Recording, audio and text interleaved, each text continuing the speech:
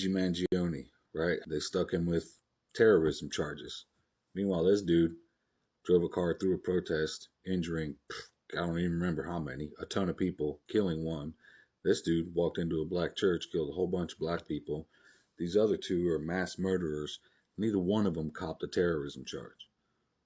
But you kill one white CEO, and suddenly that's terrorism. Welcome to capitalist society, where you make white elites a little nervous, and all of a sudden, you're a terrorist. Meanwhile, in Israel, they're committing genocide. I've yet to see terrorism charges on the majority of the people that are doing the work over there, right? The United States massacred millions in the so-called war on terror, right?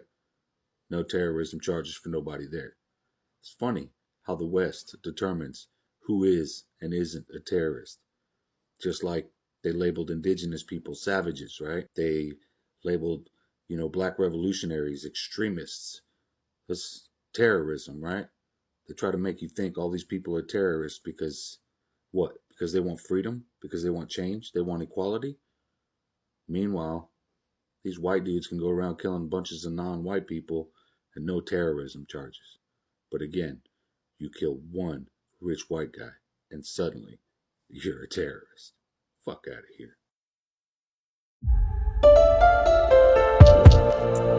Families drown in debt while CEOs cash checks. Do not let these people win. Stay mad and stay focused. In America, we are told that violence is a personal failure. It's either a crime, a single moment of rage, or absolute madness. There is a much quieter violence that operates on a massive scale, cloaked in corporate branding and polished press releases. This is the violence of healthcare in America. Denying life-saving care to children and their families, burying families in debt, absolutely inflating profits while patients suffer or are unalived. This kind of cruelty is slow but deliberate. It's just being labeled as just business. America spends more on healthcare than like any other country, but we are one of the most unhealthy. Not just a failure, it's an intentional choice. The priorities of the industry are very clear. It's profits over people. Insurance companies claim to guard us from unnecessary care, but what they're really guarding is their profit margin. Their tools, prior authorization hoops, endless billing, inflated costs, designed to squeeze every last dime from people that are already struggling. Oh, the fragility of this system is starting to crack under public anger. An Ivy League graduate recently unalived a CEO, which sent absolute shockwaves through corporate boardrooms. But he wasn't the usual scapegoat for violence. Not mentally ill, not undocumented, not wielding a stolen weapon. This is not a crime that they can write off or ignore. And let's be honest, the fear gripping them right now is not about their personal safety. It's about the boiling rage of millions of Americans who have absolutely had enough.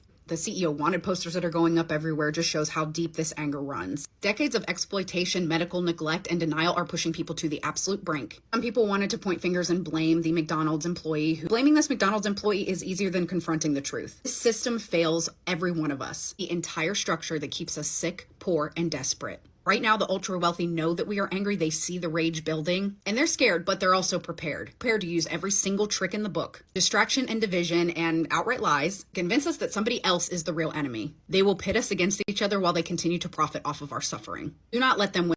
Mad and stay. New York is hedging its bets. They are trying so hard to make sure that they send a message to little old us to not try them. Because that first-degree murder charge for Luigi, with the domestic terrorism attached to it, that is really hard to prove. First-degree murder is really hard to prove. That's why a lot of people will settle into a second-degree charge, because they feel more confident that they can get them on that. And also in New York, those first-degree charges very specific about who usually gets charged with that for who they've, unalived. And this is all about sending a message to us, because even if this might be really hard for them to win, they sure as hell is going to try to, because they want to make sure that none of us try it ever again. They want us to know, this your hero, we're going to put him away.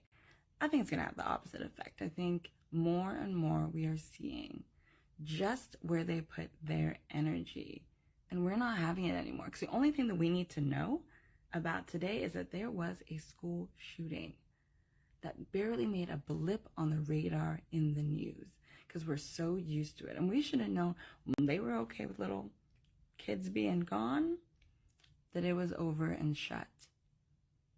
But the United Healthcare, that's been in the news cycle for a really long time.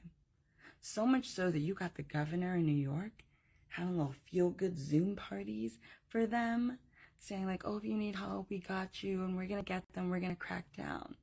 We are seeing where they put emphasis on life, and who the rest of us out here can do whatever. They don't care about us.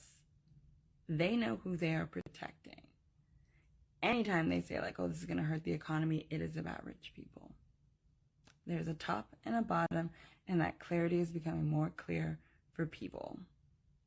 And we're not going back. New York State is considering a special hotline just for CEOs to report perceived threats. While everyday people face challenges like healthcare, housing, and safety, the government seems to be focusing its attention on the concerns of wealthy corporate leaders. This proposal follows the murder of United Healthcare CEO Brian Thompson, but it raises a question. Is this response too much for a one-time event? Governor Kathy Hochul recently met with corporate representatives to discuss how the government can use its resources, including Homeland Security and counterterrorism, to protect CEOs. This meeting, which included 175 corporate leaders, highlights how quickly the government moves when CEO safety is at risk. Yet, this is happening even though there is no history of widespread threats against CEOs. Meanwhile, there's no hotline for regular workers. There's no system to help people facing daily struggles such as financial insecurity or the constant fear of mass shootings in school. The government acts swiftly for CEOs, but seems to ignore the needs of everyday citizens. Ken Klippenstein points out that this focus on protecting CEOs is part of a larger pattern. The government treats the safety of corporate